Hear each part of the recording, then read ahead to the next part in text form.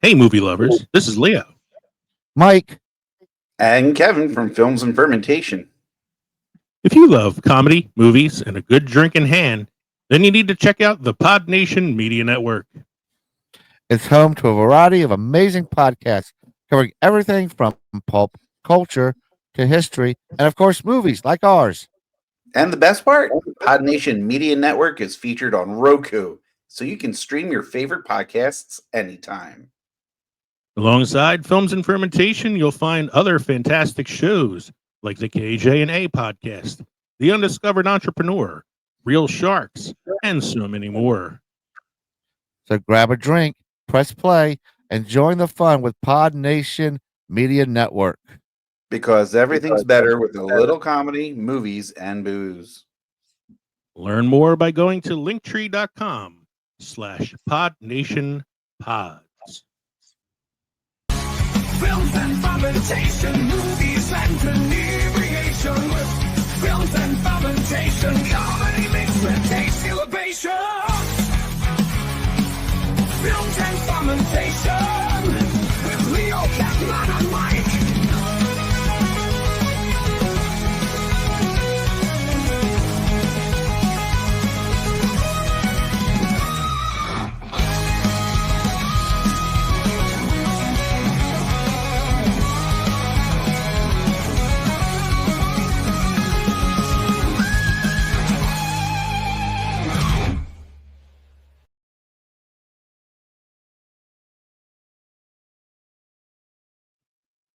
Really love our new theme song. I enjoy it. Hey, everybody. Welcome to Films and Fermentation, episode 184. Tonight, we decided, since there's so many awesome movies that are celebrating their 40th anniversary this year, that we just do one whole episode on the year 1985. So it's this year in film history for 1985. Again, we are Films and Fermentation, a movie and alcohol podcast. Number one pop culture podcast on Good Pods. And according to the email I got from Good Pods today, the number one all-time beer podcast on Good Pods. I'm Leo. I'm Kevin. I'm Mike. We're three friends who like to talk shit about movies while getting shit-faced. In this episode, we mix movie nostalgia with a splash of liquid inspiration. Today, we're hopping into our DeLorean and setting the flux capacitor for 1985, a year when Rocky ended the Cold War, a bunch of misfits searched for pirate treasure, and a time-traveling teenager almost erased himself from existence. It was a year of epic blockbusters, questionable fashion choices, and soundtracks that still slap. So grab a wine cooler, crank up the power of love, and join us as we relive the cinematic magic of 85. Just remember, where we're going, we don't need roads. Oh, shit. I got to go change I need a wine cooler. You guys are going to like the drink I have for tonight, I think. Don't forget to drop us an email at filmsandfermentation@gmail.com or visit linktree.com/filmsandfermentation to find all of our social media and podcast links. We're on everything out there. We're on Reddit, Instagram, Facebook, Twitter, you name it. Everywhere. Yeah, and we're everywhere, and we'd like to hear from you because I would like to sometime in the near future do a little mailbag episode. So please send us your comments, questions, suggestions, whatever it might be. You could also become part of the Films and Fermentation family by following us at the Pod Nation Media Network on Roku. We are an independent podcast, which means we are listener supported. So please consider also joining our Patreon for as little as $1 a month to receive members only content. That's right. For a limited time, for $1 donation, Mike will send you an oddly specific haiku about your life. Go to patreon.com/films and fermentation or purchase our merchandise at teespring.com. You can also text us haiku, you know. There once was a man from Nantucket. That's a limerick. Yeah, that's right. That is a limerick, isn't it? Mike could do those too. Probably You can. You can send your limerick and haiku ideas to 904-867-4466. That's the official Films and Fermentation text line. We'd also like to welcome you. Welcome to the Pod Nation Media Network, the newest member, Jeremy Bryant, host of Paranormal: The New Normal podcast, as well as Maniacal Music Musings. I think I said that right. Mike and I were on Jeremy's Paranormal New Normal podcast a while back, doing a movie bracket episode. So, Jeremy, welcome to the network, and check out his podcasts. What are we drinking tonight, gentlemen? I'll go first. Go for it. Gentlemen, you had tasted this a couple weeks ago. This is from Eclipse Brewing in Merchantville, New Jersey. This is their S'mores Stout. It is 8% alcohol by volume. And it is a stout beer with the fun flavors of chocolate, marshmallow fluff, and graham. And I did like that beer. it was good. It was really good. And I just need a little way of getting the cap or the tab up. Here we go. Oh, yeah.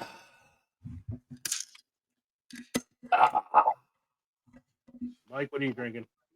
I went to the refrigerator and I'm still cleaning out. Mhm. So I am drinking a Naked Elf Ale from Frogs. I like how Mike gets all southern when he says the name of that beer. It's a Naked Elf. Naked Naked Elf. Naked Elf. Naked. Naked Elf. I have some of those in my fridge too.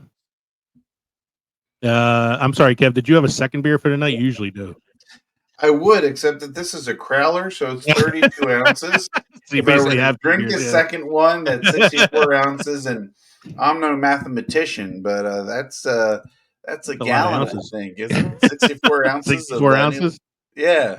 It might be. I don't know. I'm not a mathologist either. So Oh, I think that might be 128 ounces, at least a half a gallon. I am drinking a cocktail tonight inspired by 1985, and in particular, one movie. I will tell you the drink and see if you can guess the movie that I based my drink on. It is a mixed drink of vodka, cherry liqueur, vermouth, bitters, and some Sprite for color. Mixed it all together, it gives it this very, very crimson look to it. The drink is called Communism is Just a Red Herring. Blue. And it's actually pretty good. I too have to work tomorrow, like the rest of you. And if I drink a lot of this, I'll probably have a problem, but I don't care. This guy needs beer. This guy's wearing his brand new Super Bowl t-shirt. I also got my I'm representing the podcast. The brand. I wore that last week. brand new hat too. Well, my stuff finally came in that I ordered.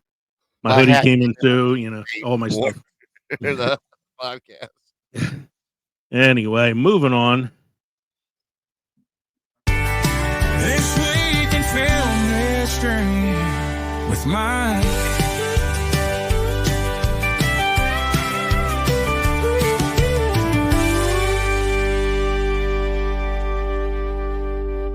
This week in film history with Mike.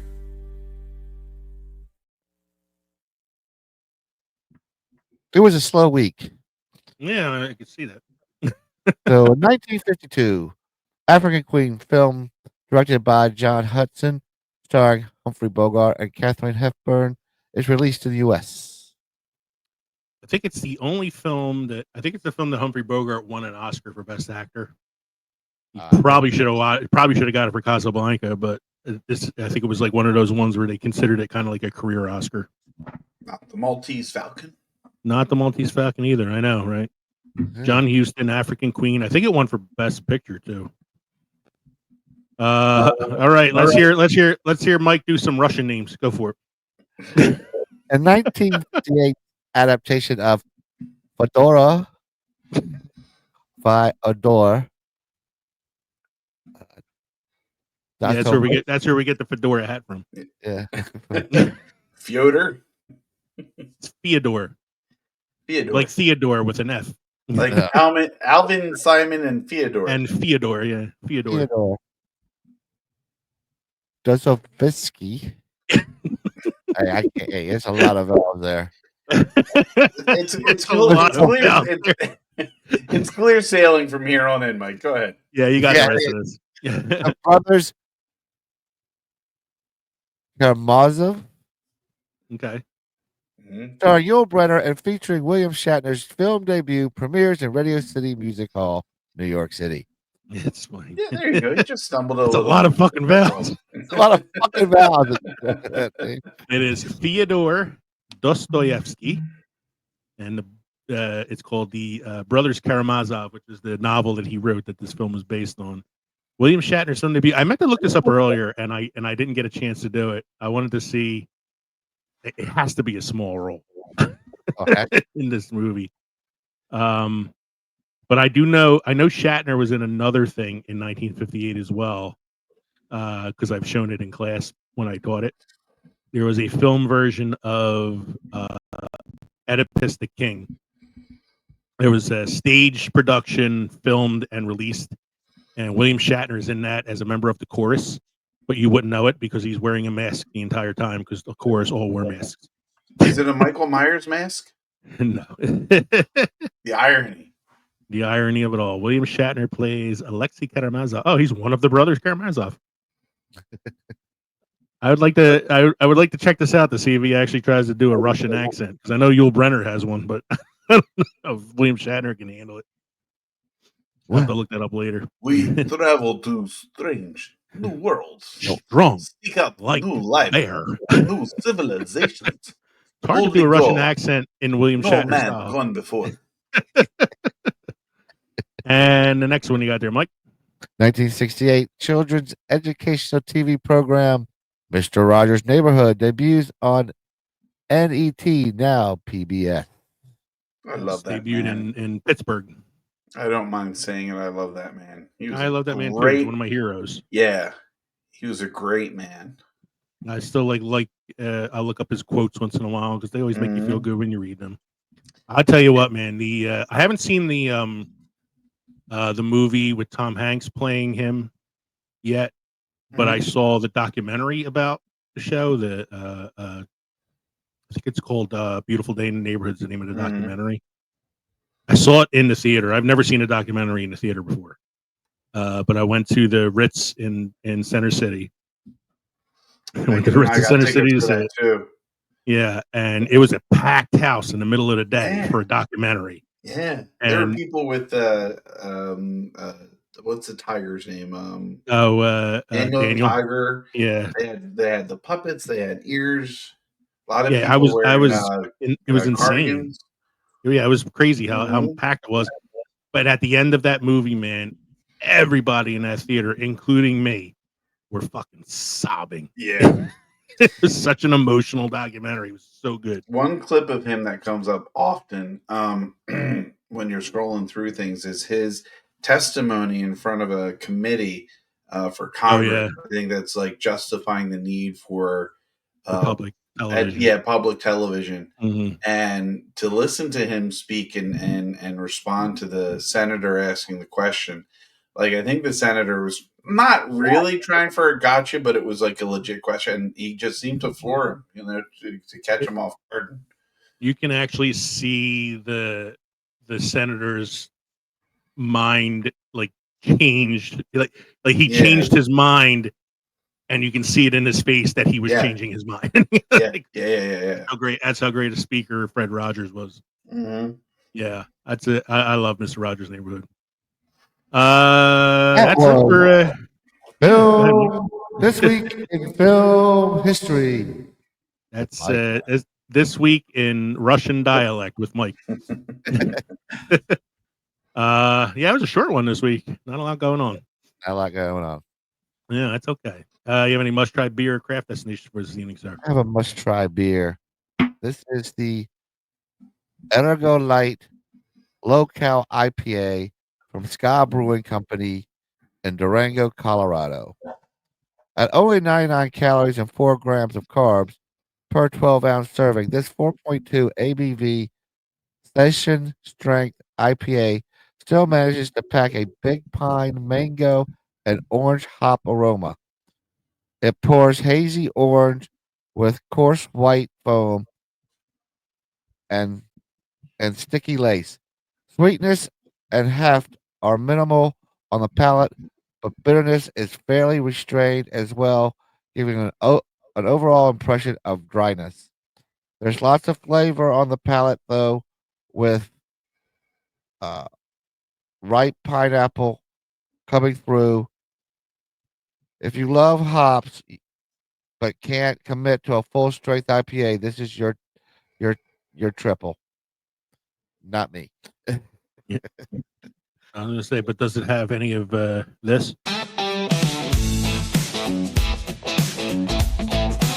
There's a party in the barn down the dusty old road where the rhythm meets the ranch and the funk overloads. The pigs are in the pan, keeping time with their snouts, and the chickens in the rafters got the funk all figured out.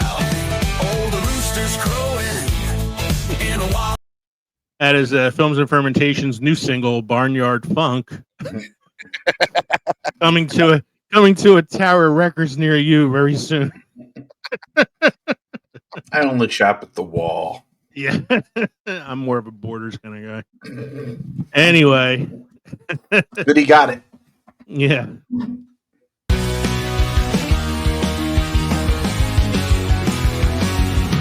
Kevin's here, he's here for a bit. He's got news, it's beer news with Kevin.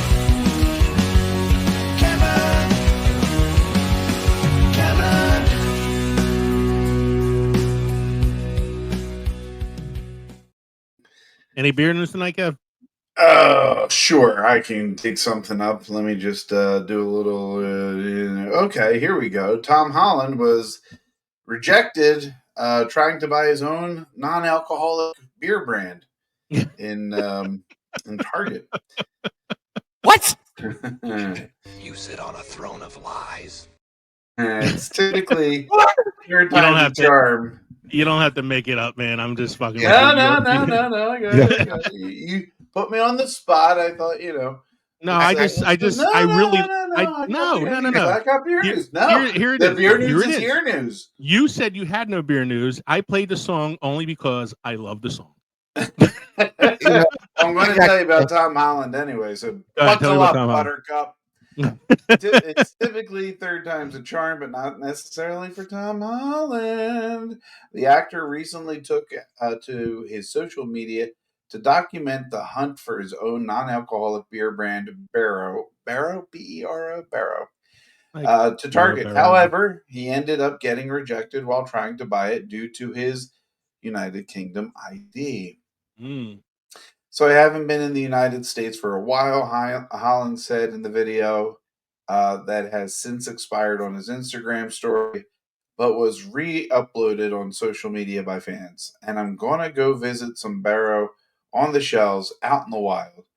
After going to 2 different Targets with no luck finding Barrow on the shelves, the Spider-Man actor eventually found his non-alcoholic beer brand at the 3rd store. Okay, I found it, and I just walked straight past it by accident, a delighted Holland told the camera. However, he revealed in the next clip that actually buying the non-alcoholic beer would be another challenge. Okay, so success. I found some. The crowded room actor said while he was walking through the parking lot. I bought it. They wouldn't accept my ID because it's English and I couldn't prove my age. So a really lovely employee, I guess, had scanned their ID. So he's buying beer illegally. It's non-alcoholic beer. I'm sitting here know. thinking the same thing. Like, what do you need ID for if it's non-alcoholic? He responded, it's kind of ironic that I wasn't allowed to buy my own product, but yeah, feeling good. This is exciting, he added. Holland, who has been open about his sobriety, previously said that he was inspired to create Barrow after he quit drinking and said on the On Purpose with Jay Shetty podcast in 2023 that he initially participated in Dry January in 2022, but found himself consistently thinking about having a drink, so he decided to refrain from drinking for 6 months. Once he learned that he could maintain his sobriety, he recalled feeling the happiest he's ever been in his life. I could sleep better, I could handle my problems better, Holland said at the time. Things that would go wrong on set would that would normally set me off, I would just take in my stride. I had such better mental clarity. I felt healthier. I felt fitter. And I just sort of said to myself, why? Why am I enslaved to this drink? Why am I so obsessed by the idea of having this drink? Boy, that's a crummy article because that's how it ends. Yay! I'm still stuck on the ID for non-alcohol. They should pay you for buying non-alcoholic beer. I have clarity and happiness now too. Why? Yeah, I didn't have to give up beer and alcohol and all to get clarity and happiness. I just started taking Zoloft that solved a lot of problems. All right. That was beer news is good news with KEVMAN. So we're moving on to our main segment tonight, which is this year in film history for 1985. So for this, we're looking at films that were released within the year. It's all in-year releases, so between January of 85 and December of 85. It's not calendar gross, which would include some films from 1984, which we already did a This Year in Film History 1984 episode way back when. You can go back into the early annals of our catalog to find that episode. So this is just films that were released within the calendar year, within the year 1985. He said, we're going to take a look at these films, talk about them a little bit. Do they still hold up today? What makes them so iconic? Things like that. And then as we get a little deeper into the list, we're gonna just kind of stop and look at like a few films here and there. We're just gonna highlight them because there are a lot of songs, a lot of movies on this list, and a lot of songs too. A lot of songs too. Yeah, we want to spend too much time on this tonight. But to introduce this segment, I have a special musical interlude here. The first film on the list for 1985, if anybody knows anything about this year, you know that this movie had to be number one. It's Back to the Future, starring Michael J. Fox and et al. And it's I think it's a classic. Maybe. But the film also features Crispin Glover playing Marty McFly's father in the film, both the young version and the older version. Crispin Glover is a very interesting gentleman. And after the success of this film, he decided to release his own album of experimental surreal music. So I'd like to play a small clip for you of one of the singles from that album. It's Crispin Glover's Clowny Clown Clown. And if anybody would like to listen to the rest of the album, it is available for free on the Internet Archive and includes his cover of These Boots Are Made for Walking, in which he cries the entire song. But in the meantime, here's Clowny Clown Clown from Crispin Glover.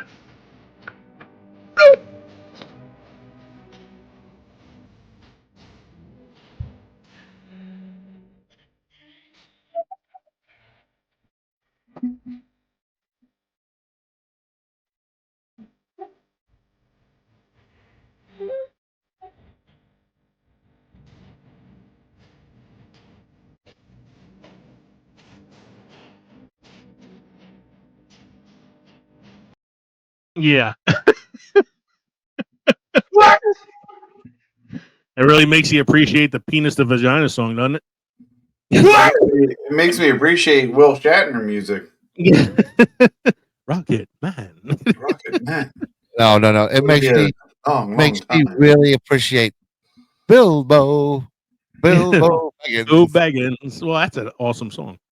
This was Clowny Clown Clown from Crispin Glover. What? I'm telling you, the- you want to hear something special. You got to hear his cover of these boots are made for walking. So anyway, back to the list. Number one, grossing $212 million that year, opening at 11 million and as number one for the entire year after a July 3rd opening is Back to the Future. It's the power of love. Anybody got anything you want to say about this? Johnny be good.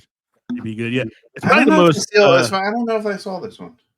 You know, if you saw this one, yeah, right. It's the one they go back to the Wild West in a train. Yeah, Wait a minute, that's the third one. that's the third one. Stars Michael J. Fox, Christopher Lloyd, Leah Thompson. Oh, Leah Thompson. Thompson. Crispin So Glover, he Tom invents Wilson. this. He Go ahead. invents this time machine, and he goes back to stop the Kennedy assassination. Ah, yeah, that would have been really good. Well, now I don't want to tell you my pitch. He goes back and tries to fuck his mom. No, I don't think he tries. I think she tries to fuck him. Yeah, yeah, that's the John Mulaney skit, which ends with like the studio going, "Tell us more." So this movie, as I said, it grossed by the end of its run, which was in 1986. It had grossed 385 million plus on a $19 million budget. That is, it's amazing that it was that low of a budget, considering how iconic the film is and the effects and everything they had in it. But then when you think about it, there really wasn't a lot in that film, special effects wise, other than the DeLorean. And the lightning, yes, that's about it. Like that was about it. There really wasn't much else. I do love. I think my favorite joke in the film is when he goes to visit Doc Brown in 1955, and he looks exactly the same as he does in 1985. Like he hasn't changed at all. Hey, Dad. Now here's something scary in case you haven't thought of this yet. The movie was made in 1985, takes place in 1985. He travels 30 years into the past to 1955, but the movie came out 40 years ago. The movie is officially older than the time travel trip he makes in the film. So, do you think this film still holds up today? Yeah. Oh, absolutely. My students yeah. have seen it, I see this consistently on like list of like movies that they better never make a remake of. Like never reboot this film. Because if you did, then the person would have. Yeah, go ahead. They already what? Ghostbusters. They already rebooted Ghostbusters. So I know. They did it with RoboCop, Ghostbusters, Total Recall. They've done it with all of them. But I mean, they made this one into a Broadway musical. Still waiting for the Police Academy reboots. Yeah, because we need more Police Academy films. We do. Bring back the Goot. As long as it has the Goot and Michael Winslow Mhm. making noises, I'm good. Yeah, I think this film definitely still holds. I actually wasn't. I think I watched it within the last year, maybe. Yeah, it's still a great movie. Still makes me laugh. I still find the Johnny B. Good segment kind of ridiculous, but other than that, Just a little bit. still a great movie. Yeah. Next on the list, number 2. God, I can't believe this is number 2. Rambo: First Blood Part 2. I still laugh watching this one too. I'm laughing just because I prefer part 1. here's what's so weird about it is like Rambo: First Blood Part 2. Like that, first off, that title is just so unwieldy. And it's so different from the first film. Yeah. Like the first film was a go ahead, Mike, what are you gonna say? It's a total departure from the first film. Yeah, the first film was acting. Like it was an actual like a movie about a Vietnam War vet with PTSD. So the Just first one trying didn't to, end with to be continued, No. and like continue the story from the first one. No. No. Second one is just a pure action film. They That take him really and send him back to Vietnam. Send them back to Vietnam. Yeah, it's. I mean, I still like the movie Rambo 2. I think it was an enjoyable like popcorn film. I watched it a lot as a kid for some reason. I probably shouldn't have been watching it. I was like 10, but it's so like the first film actually ended with him dying. I think he gets shot by the cops or something, or kills himself or something at the end of the first film. And the test audiences didn't like it, so they changed the ending. And because they changed the ending, you now have a sequel. 2 sequels. More than 2, because there was Rambo Part 2, Part 3, and then he did another like Return to Rambo movie like late in life, like he did with the Rocky films. Oh, I didn't see that one. Yeah, it was just called Rambo. And then he did another one recently called Rambo Last Blood. My God. You can see how well those did.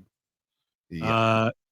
I think this is good if you look at it in terms of being an action film, but not if you're trying to compare it to the first Rocky film. That being said, the movie is better than the third one. It is better than the third one. That being said, it still was number 2 in the box office that year, having made 150 million plus just within 1985. It was released in May, so I think it ran a little bit into 1986 as well. But just that year, it made $150 million, making it number 2 in the box office. And speaking of Stallone, number 3 in the box office that year, Rocky 4. Which was released in November, so it made huge money in just a few months. Huge money in just 2 months. Yeah, it made enough to put it number 3 on the list. When you bring back Apollo Creed, and you know, I mean, now you're fighting the zombie Apollo Creed. That's later. This is the film. Yeah, that's part 8. That's Rocky 5. Rocky goes to Mars. Rocky 4 is the movie that ended the Cold War. If I could change, if I could you could change, the world could change. Yeah, thanks to Rocky, the Iron Curtain fell. You have the Cold War ended. The whole workout, Gorbachev, right? Tear down this wall. Turn the wall. Oh man, Rocky 4 not the best of the Rocky films. I was really pissed off when they killed Apollo Creed. Oh yeah, you know, Ivan Drago. It must break you. He dies. He dies. He dies. He dies. He dies. He dies. So talk about a departure here. You go from Back to the Future, Rambo Part 2, and Rocky 4 to number 4, The Color Purple. It's quite the change of pace there. Color Purple, of course, one of Steven Spielberg's first like serious, dramas.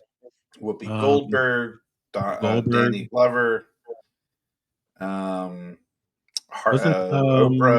Oprah was in it as well. Yeah. Yeah, I mean it's a good movie. It's hard movie to watch more than once. Yeah.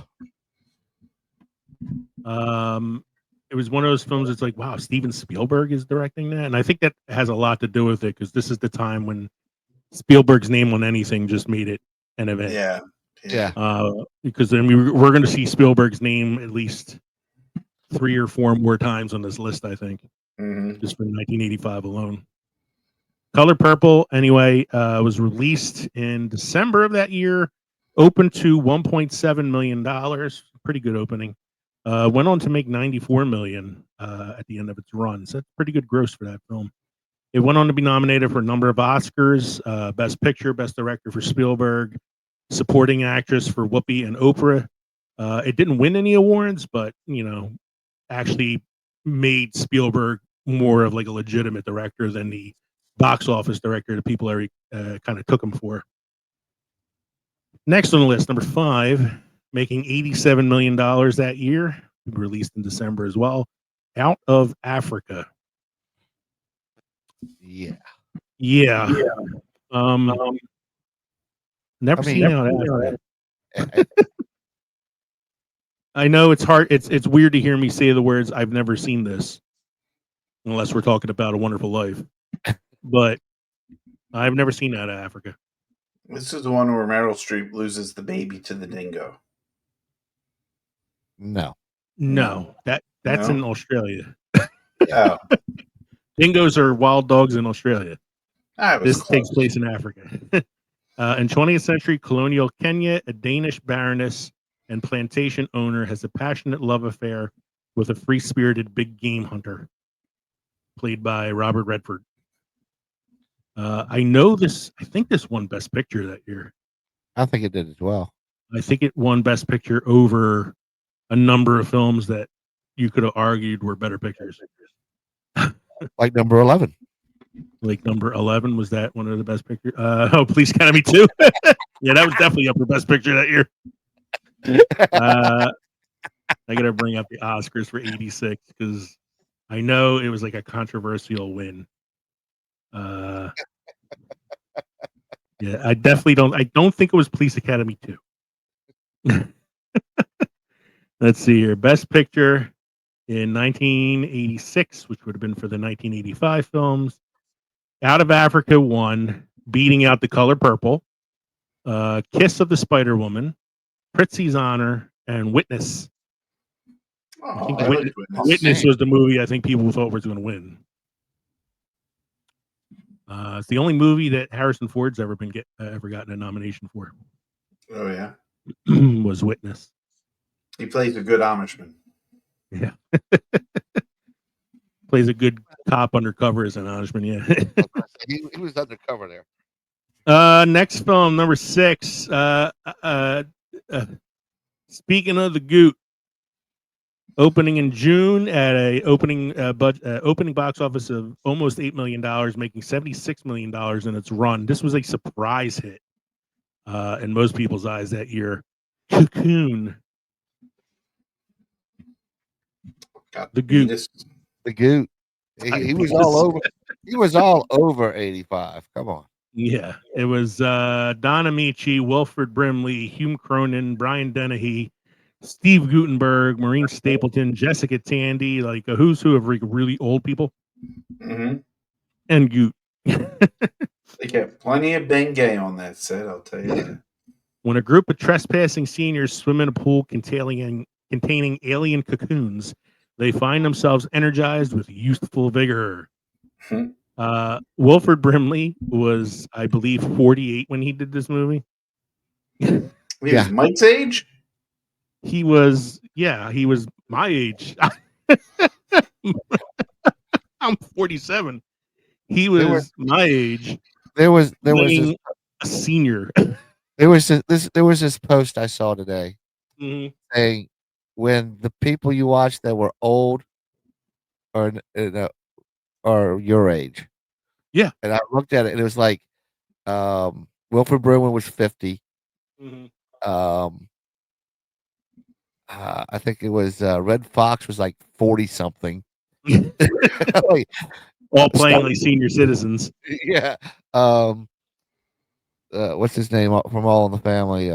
He was like 45. Carol Connor. Yeah. 45. And they were all playing like so much older than what they were.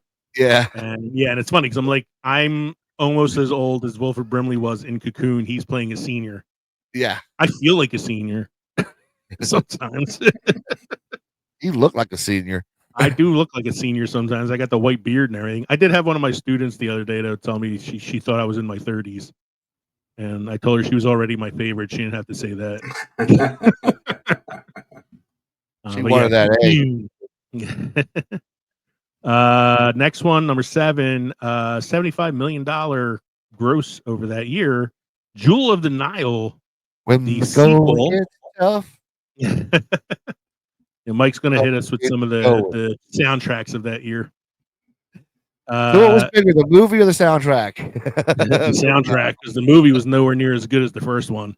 So Jewel of the Nile is the sequel to Romancing the Stone, starring Michael Douglas, Kathleen Turner, and Danny DeVito. The first one was such a monster hit and like another like sort of unexpected hit. This was actually released almost a year after the first film came out. It was like one of those like real quick turnarounds, like, oh, we did really well with the first one, let's make another one. They And should have took their time and did a little more tweaking the yeah, script. maybe wait a year or two, do some script doctoring a little bit. Yeah. It's definitely not the best, not one of the ones that held up the best out of all these. Didn't they Back in do the a ones that- third movie? Didn't they do War of the Roses? Did that also have Danny DeVito? So It that did. one was, yeah, it was the same three actors, and that But it one was was- directed by Danny DeVito as well. But it had nothing to do with the first two, these two. No, With it wasn't. everybody. It wasn't. Yeah, it wasn't the same characters, but it was just like, oh, the three of them are back again. Yeah. War of the Roses is okay. It's a weird one. I forgot to ask this question with some of these movies. Talking about do they still hold up today? We already said Back to the Future definitely does. Rambo First Blood Part 2? No. No. Rocky 4? I mean, if you're a Rocky fan, it still holds up. Yeah. I'm a Rocky fan. I could watch 4. 5 shit the bed. I stopped at 4, so You're not missing anything after that. Color Purple, I think, still holds up Yes. today because it's a time piece. It's a what do you call period piece, and they always tend to last a while. And they just made a reboot last year, I believe. That was a musical. Musical, yeah. Yeah. Out of Africa again. I have never seen this one. it's a period piece as well. So Yeah, I don't really have a desire to see it either. So, I think Cocoon still holds up. I feel Yeah. like, even though it's even though it is kind of an out of date film, but I still feel like it's a film that's kind of fun. the special effects would definitely be out of date. Oh yeah, yeah. But I think it's still like a pretty fun movie. Story, I think, would be Yeah. fine. Jewel in the Nile, I don't think was good then. No. When the gold gets tough. Tough. Yeah. Go.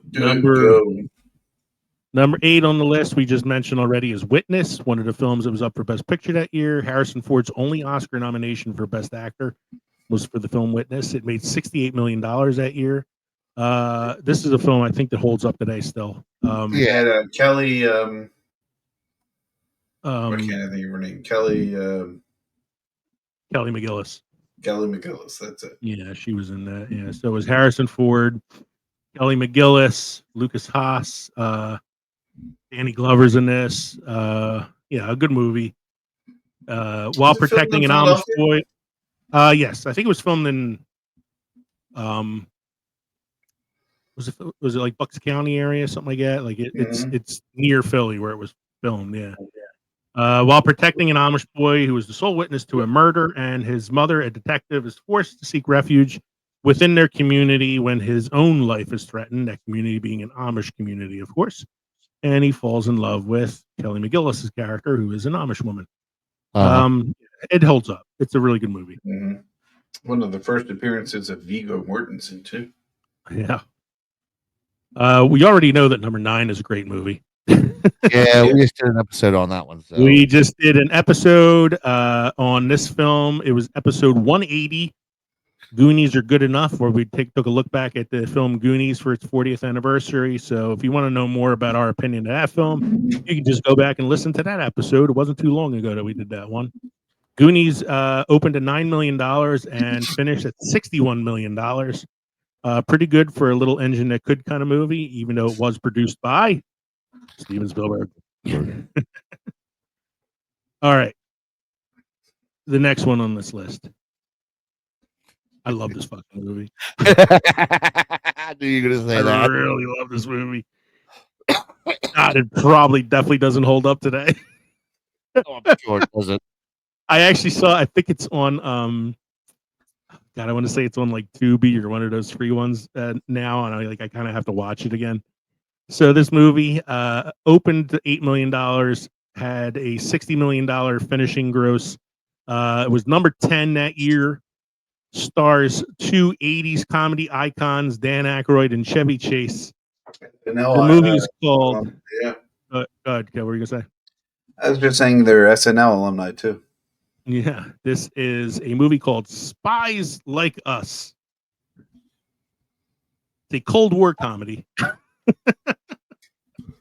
But Rocky just ended the Cold War. They came out the same year. Like they had to. You need at least a buffer before the Cold War ends. You know. He ended in November, and it came out in December. It's less than 2 months, man. Like it needs a little more time to gain traction. There's a lot of paperwork involved. You know, Reagan had to sign some stuff. Gorbachev had to sign some shit. You know, Spies Like Us is a goofy spy comedy starring Dan Aykroyd and Chevy Chase as two bumbling government workers who are training to be spies. They're being used as decoys. They don't realize they're not the real spies. You know. It kind of comes off the heels of Stripes, which came out a few years before this. Uh-huh. So I kind of feel like this was the answer to that film. But I find Spies Like Us more rewatchable, as much as I like Stripes. But I think Spies Like Us is just a fun film. I don't think it holds up today. No. It is a very 80s film. But I enjoy it. Number 11 on the list, Mike's favorite film of the year. Another Goot classic. Police Academy 2, their first assignment. I don't remember this. That's the first one with Bob. It's the first one with Bobcat. Bobcat. It's the first one with Bobcat. He was the bad guy. He was the villain. He becomes a cop in the third the one. That's all I remember is that he becomes a cop in the third one. I remember nothing else about the second film. I remember Tango dancing in the club. Every movie, those two guys end up dancing in the Blue Rooster Club. But I don't remember much about it. Like I remember the first one because I actually watched it recently, and I thought to myself, "Boy, Police Academy is definitely a movie that cannot be made today." No, it's up there with like Porky's. I don't think 2 or 3 could be made today either. No, when you get to like number 4, and there was actually 8 movies in the Police Academy franchise. Oh, really? But number 4, 3, I don't think Gutenberg was in it. Yeah, Gutenberg did not return for the 4th one, and numbers 4 through 8 are more like goofy, like kid friendly almost. You know, so they had the Police Academy cartoon at the time too. So it was like Revenge of the Nerds too. Yeah, kind of took off in that hot air balloon with Kim Cattrall. Yeah. Yeah, he decided he would rather do 3 Men and a Baby. Yeah. Number 12 is Fletch, another Chevy Chase film. Made $50 million that year. This is a film I think kind of gets forgotten. Yeah. It's a fun, if you're a fan of Chevy Chase, you will like this film. If you're not a fan of Chevy Chase's brand of comedy, you're going to hate it. But otherwise, it's a film that I feel like kind of gets forgotten about. Fletch is an undercover, wisecracking newspaper reporter who's offered a large sum of money by a millionaire with a terminal disease to kill him. Intrigued, Fletch decides to unearth the story behind the offer. The offer, rather. Yeah. Number 13, The View to a Kill. Dance into the fire. Say Mike is our James Bond expert. So, you know who the villain of this one was? Oh, this is Christopher Walken. I'm going to know who the villain is in this thing. Man. I may not know the movie that well, but I know who the villain is. Mr. Bond, what we needed on this planet, just more cowbell. More cowbell. I was disappointed he was on the 50th anniversary of SNL. I'm trying to remember which one this one was, though. This is This is the one with is it about a microchip or something? Yeah, with Grace. What's her name? I got it. It's Tanya Roberts is the yes, is the Bond girl. Grace Jones plays Mayday. Yeah, Mayday. She's Christopher Walken's right hand woman. Yes. Christopher Walken is Max Zorin. Was this the last Roger Moore one? I believe it was. Yeah, because this was 1985. He would have started in the 70s. So yeah, I think it might have been his last one. Yeah, Christopher Walken. It's one of the first ones I saw in the theater. Okay. Well, you would have been what? 85? 85, I was only 11. Number 14 on the list, making $49 million that year. National Lampoon's European Vacation. Look, Another kids, Chevy Big Chase. Ben. Look, kids, Big We Ben. we talked about this before because we did an episode on Christmas Vacation. I think last year, the year before that, and we ranked the vacation films. And for me, this is number 3. I was like, mine is Christmas Vacation, the original Vacation, European Vacation. We don't talk about Vegas Vacation. Does the European Vacation hold up? Parts of it, I think. I think Is them it- going to them in Europe does. I don't think the way they got to Europe does. No. That he's on the game show, and the game show host like makes out with the teenage daughter. His fondlers are right on TV. You know, come on. They were what making fun of who's the guy that hosted Family Feud at the time? Richard Dawson. Richard Dawson, because he used to do that shit all the time. Where he's always like sticking a tongue in grandma's mouth. Yeah, I don't know if this one holds up that well. I know Christmas Vacation definitely holds up because it still gets watched every year. And I think the original Vacation probably holds up a little better than this one does. But the European one has some funny moments, like the Big Ben thing's funny when they visit the German family that he thinks is his family. Yeah. Kind of funny. Naked Beverly D'Angelo won't get old.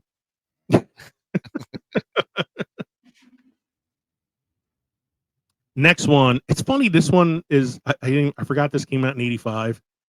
It's been coming up on my TikTok feed a lot recently for some reason, like clips from this movie. It's Mask, starring Cher and Eric Stoltz as Rocky Dennis. And I'm like, why is this all of a sudden popping up on my feed? Because it's 40 years old. It's just weird. Like the weirdest movies will pop up on TikTok. And on TikTok, it's like a 30-second clip, you know, and then they'll show like a bunch of different 30-second clips here and there. And it's like, why are all these Rocky Dennis clips coming up all of a sudden? Well, on my Facebook feed, it's like after we do an episode, 2 weeks later, it's nothing but the movie we just did. I'm like, son of a bitch. That's because you're sharing the links and stuff that I post on there, and then all of a sudden it's in your algorithm now. A teenager with a massive facial skull deformity and a biker gang mother attempt to live as normal a life as possible under the circumstances. Boy, I love those IMDb synopses, man. So that's Cher, Eric Stoltz, Sam Elliott's in this. Estelle Getty from the Golden Girls, she's in it. Laura Dern, young Laura Dern. It's an okay movie. Yeah, I mean, it wasn't terrible. Yeah, it's based on a true story. You know, you kind of know how it's going to end. And yeah, I mean, it was okay. I don't know if this is one that it's funny, like I said, that it's coming up on TikTok because I don't know if it's a movie that still kind of stands up today or not. The next one, oddly enough, I think still stands the test of time. Number 16 on the list is The Breakfast Club. Yeah. Yeah. Yeah. It's the archetype of the teenagers because there's still kids, even though there's cell phones now. There's still You still kids have your emo kids. You still have your jocks. You still have your, nerds, and your preps, queens. You know, prom princesses, queens. Your crazy girls like Kevin loves. Yep. Ali Sheedy. Oh, what do you say about Megan? Kevin just has a thing for girls who eat sandwiches with dandruff in them. Yeah. This pixie sticks and dandruff sandwiches. Here's what I don't think stands up in this film is the end of the film when they do the Ali Sheedy makeover, and it's like, okay, now she's beautiful. I was never as to Short Circuit. Yeah, like I was never a big fan of that, like, you know, make yourself conform to be accepted kind of shit. But other than that, you know, it's still a movie. And speaking of soundtracks, yeah, a hell of a soundtrack in this film.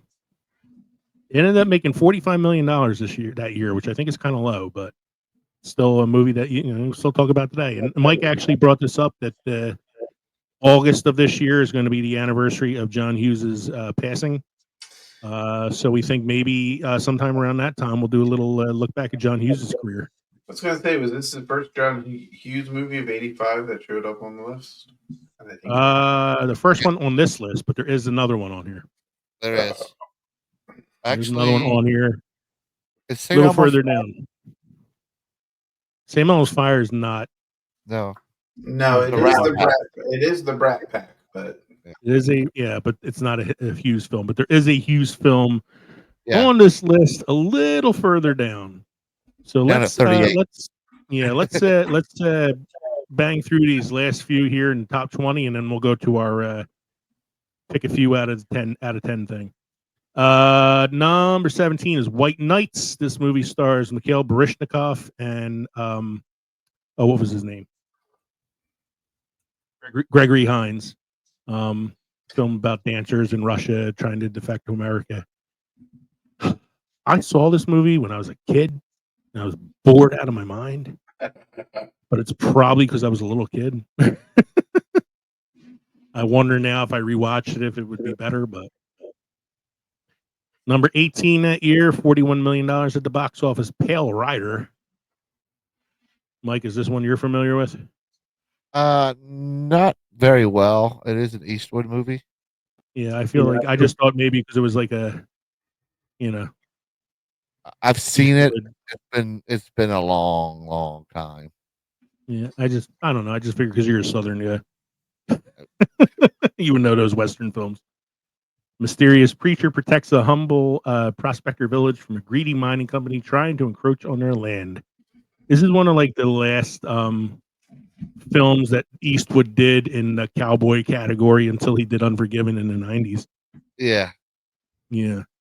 Number 19, I thought this movie was later. I didn't realize this came out in 85. Stars Paul Rubens, best known to most people as Pee Wee Herman. It's Pee Wee's Big Adventure. it's Tim Burton's directorial debut. Yeah, Tim Burton's directorial debut. We talked about that in our Tim Burton episode way back when. Made $40 million that year. Brought about Pee Wee's Playhouse afterwards. A movie that I don't think anybody expected to be a hit. It was a movie that got played every day after school in my house because my sisters loved it. I hated the film until like I was a lot older and watched it again and understood some of the adult jokes in it. I know you are, but what am I? I know you are, but what am I? I know you are, but what am I? It actually is a kind of entertaining film when you think about it. I do get pissed off at the Rube Goldberg machine he uses at the beginning to make breakfast, and it only eats one Mr. T cereal. That being said, I don't think this is a movie that holds up today. No. I'd be hard pressed to show this, I think, to a kid and see if they actually enjoy it. I would say though, if I ever did lose my bicycle, I'd probably start looking at the Alamo first. You gotta go to the basement. It's the basement of the Alamo. Basement of the Alamo. That's a joke that I always liked in that film was he calls the girlfriend up and she's like, "Where are you?" And he's like, "I'm in Texas." She's like, "What?" He goes, "Listen, the stars at night are big and bright." And then everybody around him goes, "Deep in the heart of Texas." Number 20, Brewster's Millions. This is the Richard Pryor film. Classic. This is the one where he's a minor league baseball player who will get an inheritance. What is it? He has to spend so much money or something. I'm looking it up. Something like that. Yeah, I don't remember the exact plot. I haven't seen this one in a while. I thought this was the toy when I first got it. Oh no, that's the other one. Yeah, I think that's the next film he does after this. This one is a minor league baseball player has to spend $30 million in 30 days in order to inherit $300 million. However, he's not allowed to own any assets, destroy the money, gift it, or give it to charity, or tell anyone about the deal. So he has to spend $30 million in 30 days, but he has a very like strict set of rules he has to follow. And if he can do it, he'll inherit $300 million. This is a movie that kind of, not that Richard Pryor wasn't already popular as a stand-up comedian, and he had already done a couple films with Gene Wilder at this point, but this is the one that kind of solidified him as like a box office star in his own right. And you also have John Candy in this film as well. And another actor we already mentioned, Hume Cronin from Cocoon. I haven't seen this one in a really long time. I'd have to watch it again to see if it still like holds up.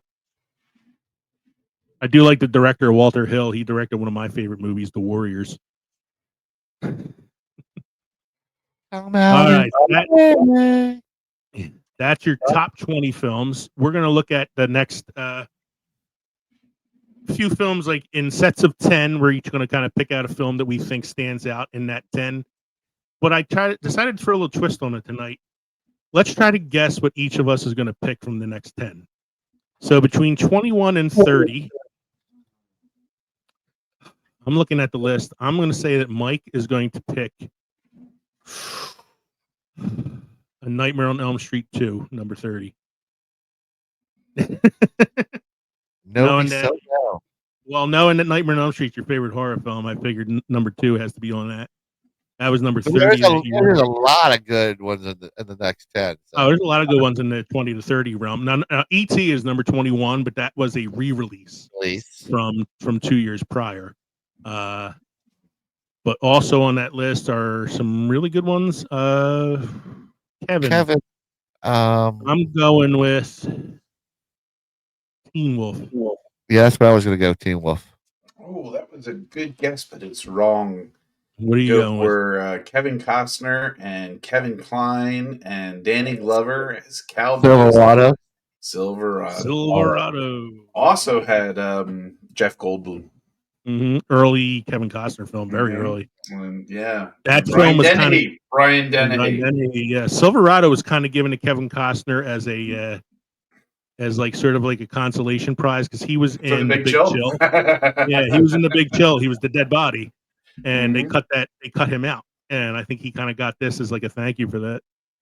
Although Teen Wolf is another good one on this list, another Michael J. Fox film, coming off the heels of Back to the Future success. It's actually Teen Wolf is actually on my list of at some point of films that time forgot. No, you want a film that time forgot? You got to do Teen Wolf 2. Teen Wolf 2. That don't count. No. T-O-O-2. No. Which film would I choose on this list? 101. No, I'm just kidding. Murphy's Room. No. I between two. Yeah. What two do you think? St. Elmo's Fire or Commando? Oh, you see, I was going to say Mad Max Beyond Thunderdome. No, he hated Mad Max Beyond the Thunderdome, I thought. Yeah, I like Mad Max and I like Road Warrior. I did not like Thunderdome. And come on, between Elmo's Fire and Commando, which one do you think I would choose? Commando, get the fuck out of here. Commando, not one of Arnold's better films, but I love Commando anyway. Not in the top 5, but it's in the top 10. Well, you have to talk about son of a bitch. Yeah, that's what that one is. I would love to at some point do Arnold Schwarzenegger's career. Well, we'll pick a time. The best part of the movie Commando is his name is John Matrix. Because when you look at Arnold Schwarzenegger, you think a man named John Matrix. And the other most unreal thing of that film is that his daughter is played by Alyssa Milano. Numbers 31 through 40. We're all picking 38. We're all picking 38. That's the other John Hughes film on the list. I know. We're all picking 38. I don't know, Mike. I thought you would have picked 36, Summer Rental. Yeah, I was kind of thinking that would either be Lee or you, Mike. A little John Candy joint. Anybody going with Desperately Seeking Susan to 31? No, but I have to say, guilty pleasure of mine. Every holiday season, I watch number 39, Santa Claus the movie. Santa Claus the movie. Yeah. Not the How Care about Bears Fright movie. Night? Fright Night's another good one, man. It is Fright Night. Fright Night's a really good one. The Last Dragon. Last Dragon. Prizzi's Honor is one of the films that was up for Best Picture that year. But I But know my pick on the list is 38. You know that it's a mine's John 38 Hughes as film. well. So I love Weird Science. I love Weird Science. I think of all John Hughes' films, it's probably the one that doesn't hold up that well. Oh, And yeah. I don't think it could be made today, but I still enjoy it. It's also that little one that's kind of like off in the corner by itself. Yeah. It stands out when you look at his other films. Like it's not it doesn't feel like a John Hughes film. Numbers 41 to 50. Mike is going with 48 Lady Hawk. Well, it comes up. There's a close second. That one is number 42. Number 42, Black Cauldron. Yeah. Black Cauldron's a good one. Oh God. Not Porky's Revenge. Black Cauldron. No. Oh, wow. 42 comes up number 2 for mine. Yeah. After I think the one I would choose is Black Cauldron. I would choose number 46, another Steven Spielberg movie. Young Sherlock Holmes. Mm-hmm. Also, it's one of the first uses of CGI in a movie, aside from Tron. This was one of the first uses of CGI. Nobody Wants Invasion USA. I think that's a Chuck Norris joint. Let's see. Now we're starting to get into the Myers here. Number 51 to 60. Man. Everybody's going to pick the same one. Yeah, I think we all got number 57 on this one. Yeah. Number 57 is Clue. Clue, yeah. a true cult classic because it did not do well in the box office. Not Return of the Living Dead? I like Return of the Living Dead. I do. I like Remo Williams' The Adventure Begins is a really weird movie, but I like it a lot. The rest of these, like Death Wish 3 is one of those like sequels that didn't need to be made. Kiss of the Spider Woman is a good movie. It's a really weird movie. William Hurt won the Oscar for Best Actor that year for this film. The Falcon but yeah, has a good soundtrack. Yeah, a lot of Live and Die in LA has a good soundtrack. But I think for me, it's Clue. Clue is the best one on that in that list of 10. Let's see here, 61 to 70. Oh, I know which one I'm choosing, and it's probably the same one Mike is. Enemy Mine. And Kevin, yeah, Enemy Mine, number 7. Oh, no, that wasn't my choice. Oh, that was yours. What's yours? 66. Real Genius. Real Genius. 66. Yeah. Real Genius. I'll give you another one on another one that's really good too. Is number 69. Silver Bullet is a Stephen King movie about werewolves. Yeah, that's a good one. Let's see. 71 through 80. There's a lot to choose from that I pick. I'm looking at it. Yeah, there's like a pretty decent list. I'm going to disqualify number 73, Return of the Jedi, because that's a re-release from 2 years prior. Right. But then you have from 71 to 80, Life Force, Just One of the Guys, Return to Oz, Crush Groove, Gotcha, Missing in Action 2, Purple Rose of Cairo, Moving Violations, and After Hours. Kev, I'm going with you, Return to Oz. Yes. Right. A close second would have been Just One of the Guys. Yeah, that's a good one too. Just one of the guys. And Mike, for you, I'm also going Return to Oz. Yeah, out of that group, yeah. And then for me, probably Missing in Action 2 because that's also Chuck Norris. Let's see. Now we're starting to get really into the dregs here, man. Number 81 to 90. I see Once Bitten in there. Explorers, which I covered in our very first Films of Time Forgot episode 52. Yeah. 52 is when I talked about that. Better off. You want to hear Mike talk about Lady Hawk, you got to go back to episode 111. So let me guess. You're going to take Explorers, Lee. Yeah, Explorers. I will say Kevin takes Once Bitten. No, I'm not a Jim Carrey fan.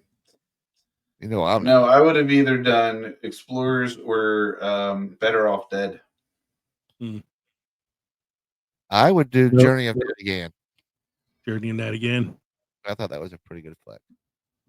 Let's see. Numbers 91 to 100. I don't see too Man with many in one here. red shoe. Man, one red shoe. I'm seeing that was in This That's Is Now, which is Tom this. Hanks, isn't it? What's that? Wasn't that The Man with One Red Shoe? Wasn't that early Tom Hanks? I thought it was. Let me bring Wasn't it it Gene Wilder? up. Or is that Lady in Red? One red shoe. Yeah, you're right. That's Tom Hanks. Yeah. Yeah, it's an early Tom Hanks film. I'm thinking Lady in Red, which was Gene Wilder. Mm. That would then This Is Now, which is a sequel to The Outsiders. Loose sequel. But that's all I'm saying. I'm not really seeing too many other ones. And You don't you know, see number 99? Daryl. Daryl! Got the Um, robot boy. It's adopted. It was the predecessor to AI. wasn't the predecessor to that TV show Small Wonder. That's not even coming up on IMDb, Daryl. Oh, here it is. Like go really far down the list to find that. A seemingly normal boy is found abandoned on a mountain road and adopted by a family who are amazed by his abilities before discovering the secret of his true identity. Colleen Camp's in that from Clue. Mm-hmm. Let's see. What do we got next? He-Man and She-Ra. Transylvania 65000 at 104. Anybody? No, I'm doing Rainbow Bright and the Star Stealer. You're doing what? Rainbow Bright, the Star Stealer. Oh, wait, that's That's number 117. Red Sonja 105. Boy, that's a bad movie. That's Schwarzenegger and the chick that Stallone was married to at the time from Rocky IV. So number 111, Jim Cotta. I have never heard of this film until recently when two podcasts that I listened to that cover bad movies both talked about this film. Bad Movies Rule covered it, and another podcast called How Did This Get Made covered Jim Cotta. It's a martial arts film, but the star of the film is a gymnast. So he does like gymnastics-based martial arts. And at some point in the film, there's a fight scene on a pommel horse. It's Watch out, insane. he's going to tumble. Yeah. You got Day of the Dead at number 15. We got Gremlins at 116. That's another re-release. Another one that we covered not too long ago, episode 176. Mike's favorite film, Rainbow Bright and the Star Stealer. My Science Project at 121, yeah. Godzilla 1985. Ron, which is number 124, Ron. That's a good movie. That's Akira Kurosawa. Star Chaser, The Legend of Orin. That's an animated film. Yeah, and then it just kind of goes from there. I think now we're you got 129, The Legend of Billie Jean. Yeah, we got Reanimator at 140 is a pretty good one. Warning Sign, we'll talk about that one in a minute. I never heard of this movie, but somebody submitted it on social media. Heavenly Bodies. 147. I saw the title of this film, and I had to look it up just to see what it was. It's called The Perils of Gwendolyn and the Land of the Yik Yak. And after looking at the description of it, it looks like one of those Skinamax late-night films. Woohoo! And yeah, I think that's it. Yeah, I'm going further down the list here, and I'm not seeing too many things. I see Morons from Outer Space at 160. That's about it. Yeah, and like now as we get really down to the bottom of this list, like I don't know any of these films. No. So yeah, so those are the films of 1985. The top 10 again were Back to the Future, Rambo: First Blood Part 2, Rocky IV, The Color Purple, Out of Africa, Cocoon, The Jewel of the Nile, Witness, The Goonies, and Spies Like Us. On social media today, I said, hey, everybody out there, we're covering the films of 1985 this evening on our recording. Does anybody want to tell me what their favorite film of 1985 was? Mike Bruno 52882 on Threads said his favorite films of 85 were Goonies, The Breakfast Club, Weird Science, Commando, Pee-wee's Big Adventure, Back to the Future, and Teen Wolf. And then he said, I'll save some other titles for other people. Thanks. Lopan 1975 said his favorite movie is Clue. I am not going to argue with that. Nope. The Jacked Up Review Show podcast on X said Warning Sign. This is the one we were talking about earlier before show because I'd never heard of it. And it stars Sam Waterston from Law and Order. And it looked like an early version of what would be the 90s film Outbreak. Basically. Jeremy on the Paranormal The New Normal podcast, who just joined the network with us, picked the Purple Rose of Cairo, Explorers, Silverado, Life Force, Cocoon, Enemy Mine, The Howling 2, My Sister is the Werewolf, and Lady Hawk. Scoob at the Undiscovered Entrepreneur picked The Black Cauldron as his favorite film of 1985. Again, not going to argue with that. And those are some of the submissions that we got for tonight's episode. So thank you, everybody, for letting us know what your favorite films of 1985 are. We hope you agree with a lot of our choices as well.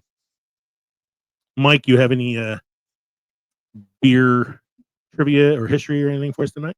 Beer history.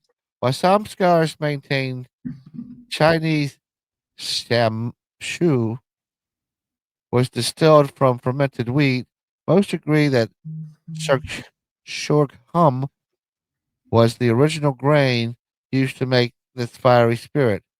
There are accounts of a beer-like beverage much like Japanese sake that was precursor to samshu called pika. That Pikachu? no, P-E-K-A. Pika. That is simply a fermented grain beer flavored with anise and other herbs. It has been around since at least the Qi dynasty in the 2nd century BCE. Mike's pushing the limits tonight, man, doing Chinese trivia and Russian facts. Russian movies. I did better with the Chinese than I did with the Russian. I don't know Chinese as well as I know Russian, so I'll take your word for it. We have a cinema quote of the week. The art challenges the technology, and the technology inspires the art. John Lasseter. That might have been true back in the day, but now I feel like sometimes the technology takes the place of the art. Mm. I mean, John Lasseter was a writer on Bug's Life, Toy Story 2, Cars, Toy Story itself. So, I mean, like, he isn't lying about the inspiration, but, like, you know. Well, for Pixar movies, it's more that the technology inspires the art because it's all animated. Yeah, but then, like, at the same time, there are some films where I think the technology replaces the art. Yeah. Anyway, thank you for joining us tonight for episode 184 this year in film history, the year 1985.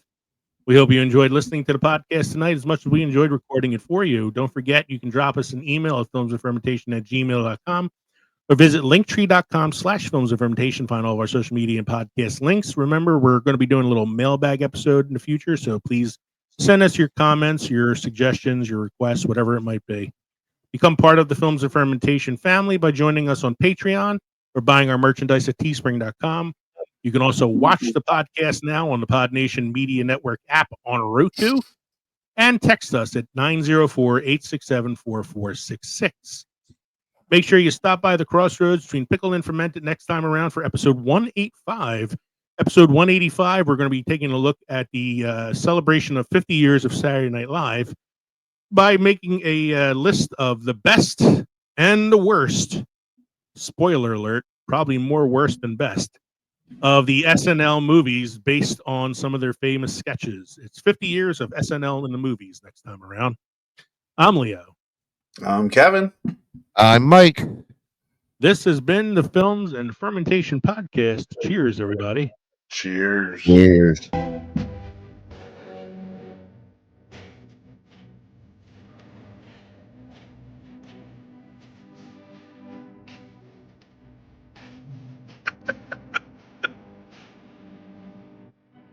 What?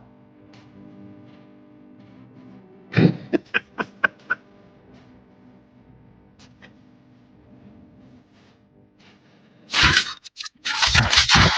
feel like he's just like throwing out words that somewhat rhyme together at that point. At least he's not rhyming plasty with plasty.